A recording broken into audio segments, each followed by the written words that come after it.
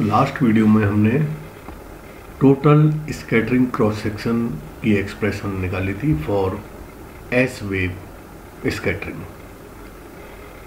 यानी low energy neutron के लिए जो total scattering cross section sigma is equal to 4π/k² sine square delta 0 और sigma is equal to 4π lambda cross square sine square delta 0। Low energy neutrons के लिए जब energy कम होगी तो k की वैल्यू भी कम होगी, because E is proportional to k² या k² is proportional to E²। E तो एनर्जी कम होने पर k की वैल्यू कम होगी, और जो फेज शिफ्ट है delta is also proportional to k to the power 2l+1। तो जब k की वैल्यू कम होगी तो फेज शिफ्ट भी कम होगा।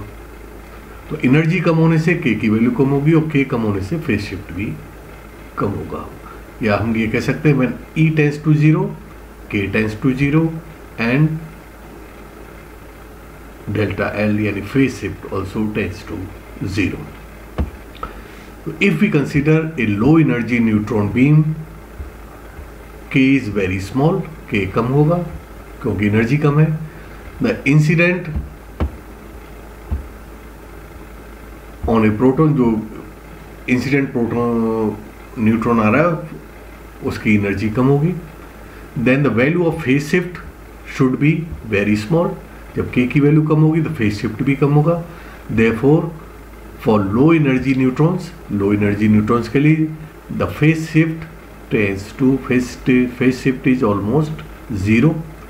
और जब फेज शिफ्ट 0 होगा तो जो स्कैटर्ड वेव का जो एम्पलीट्यूड है एफ थीटा वो भी 0 होगा, क्योंकि जो इक्वेशन 13 है हमारी उसमें देखिए ये इक्वेशन 13, यहाँ पर जब फेज शिफ्ट 0 होगा साइन 0 इज इक्वल टू 0, तो ये पूरी एक्सप्रेशन 0 हो जाएगी। यानी जो स्कैटरिंग वेव का जो एम्पलीट्यूड है F theta will also be 0।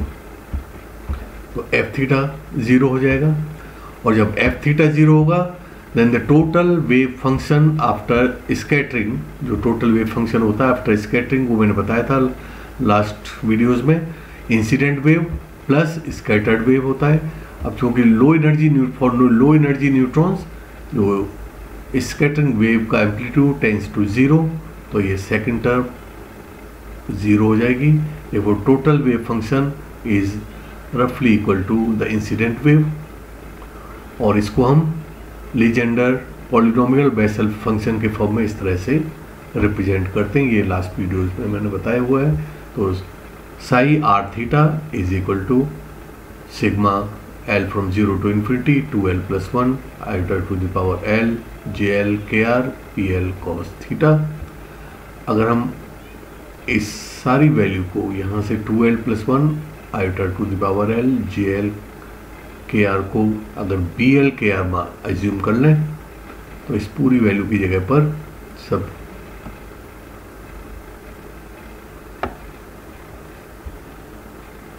यहाँ से यहाँ तक हम इसको bl kr सब्स्टिट्यूट कर सकते हैं।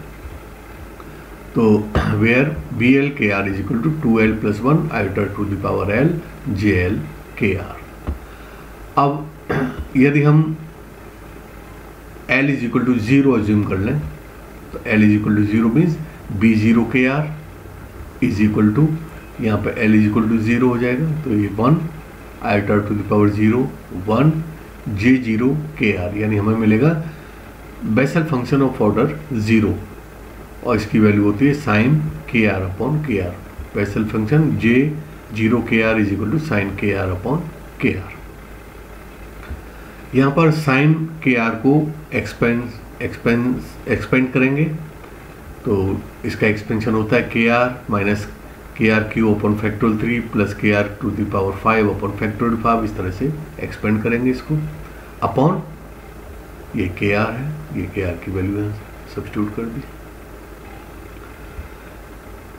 ऊपर यहाँ से ब्रैकेट में से KR अगर हम कॉमन ले लें तो KR से ये KR कैंसिल हो जाएगा, तो यहाँ पर हमें फाइनली हमें क्या मिलेगा B0 KR is equal to 1 minus ये पावर 3 है तो 2 रह जाएगी, k square r square upon 6 factorial 3 is equal to 6 plus यहाँ पावर 5 है तो ये पावर 4 हो जाएगी, k to the power 4 r to the power 4 upon 120।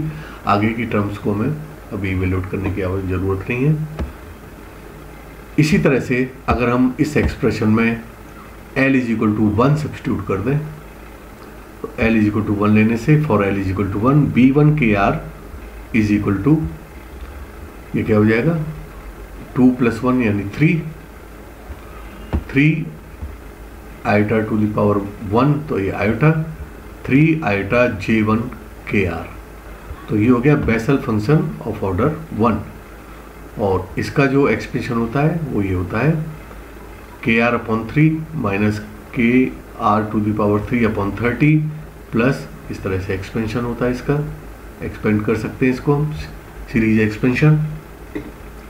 अब हमारे पास दो वैल्यूज हैं B0 के आर एंड B1 के आर, तो इन दोनों वैल्यूज से हम ये रेशो निकालते हैं, रेशो का इसका B1 upon B0 modulus square.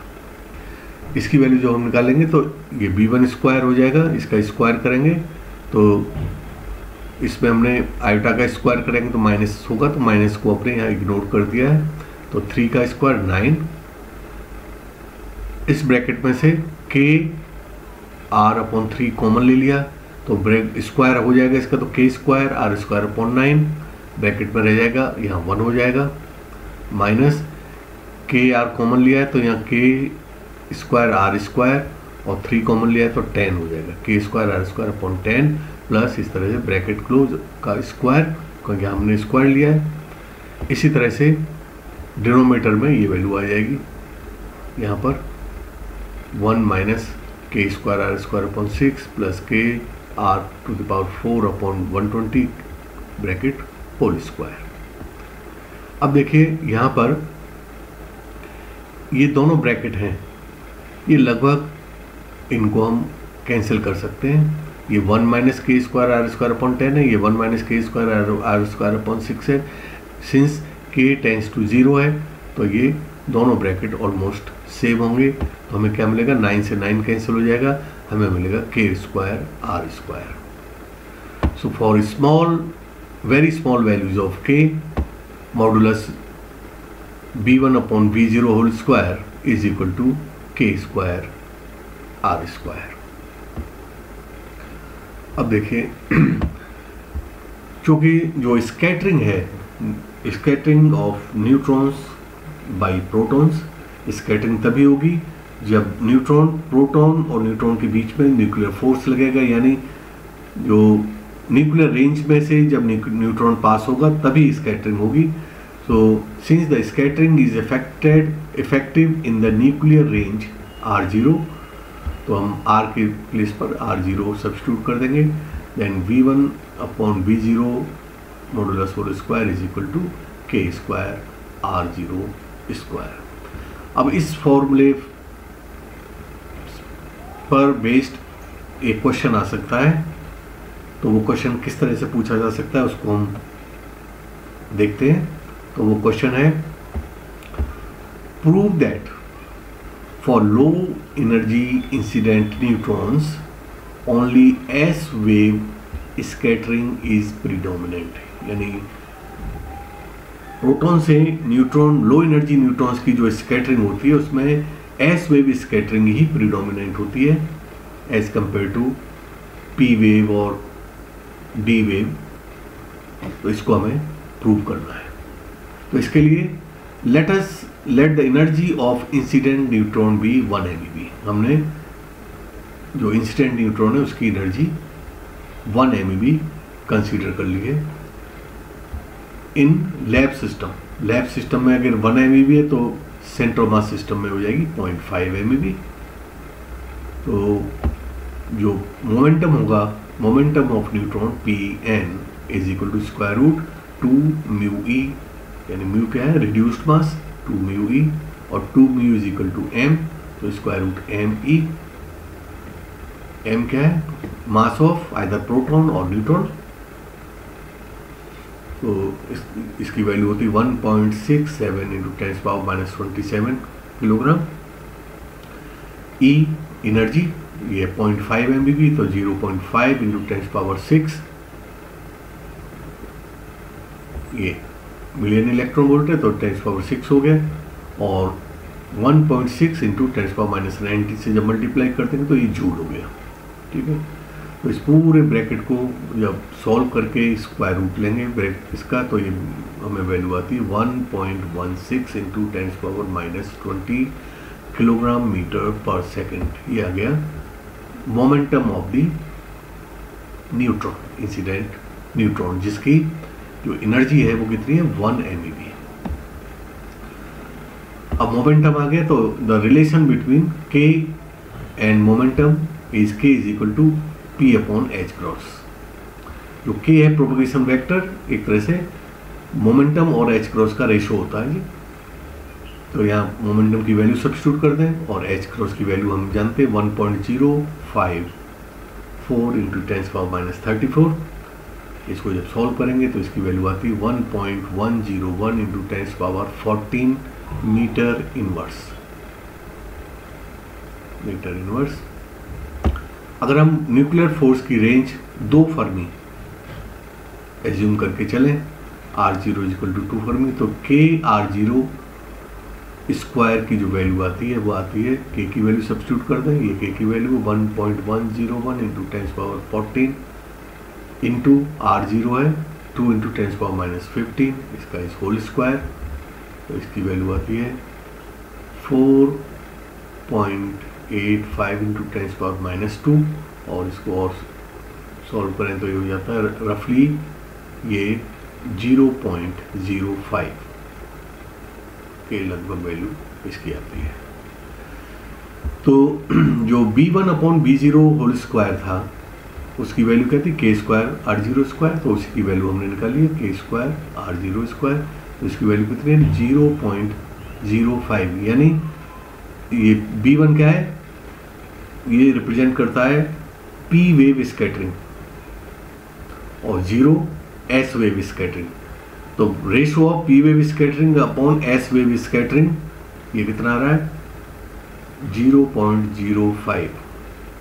It means कि जो लो एनर्जी 1 MeV का जो न्यूट्रॉन है, इंसिडेंट न्यूट्रॉन या लो एनर्जी न्यूट्रॉन्स है, उसमें P वेव स्कैटरिंग, दोनों स्कैटरिंग का एक तरह से रेशो है जी प्रोबेबिलिटी का। तो इसमें रेशो बहुत कम आ रहा है, P वेव ऊपर है, S वेव नीचे है, यानी S wave scattering is predominant for low energy neutrons. Therefore it may be concluded that the P wave means L is equal to 1,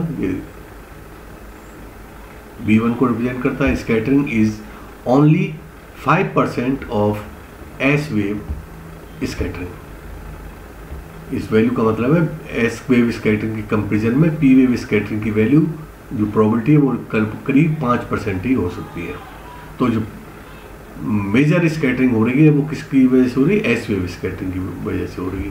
तो जो P wave scattering is only 5% of S wave scattering. Thus we can say that at low energies, low energy को हम यानी 0 से लेकर 10 MeV तक के जो इंसिडेंट न्यूट्रॉन्स हैं उनको हम लो एनर्जी न्यूट्रॉन्स ही कंसीडर करेंगे, क्योंकि 10 अप टू 10 MeV एनर्जी के जो न्यूट्रॉन्स हैं वो S वेव को ही रिप्रेजेंट करते हैं। वो न्यूट्रॉन्स S वेव में ही होते हैं, S स्टेट में ही होते हैं, तो S वेव स्कैटरिंग ही करेंगे। तो thus we can say that at low energies only S wave scattering is predominant। एक मैं अलग से नोट्स दूंगा आपको, उसमें प्रूव करेंगे कि अप टू 10 MeV जो न्यूट्रॉन्स हैं वो S वेव न्यूट्रॉन्स क्यों कहलाते हैं। तो उसका एक डेरिवेशन मैं आपके PDF नोट्स में आपको प्रोवाइड करूंगा, उससे आपको क्लियर हो जाएगा कि जो 0 से अप टू 10 MeV जो न्यूट्रॉन्स हैं, these neutrons are called low energy neutrons and they represent S wave.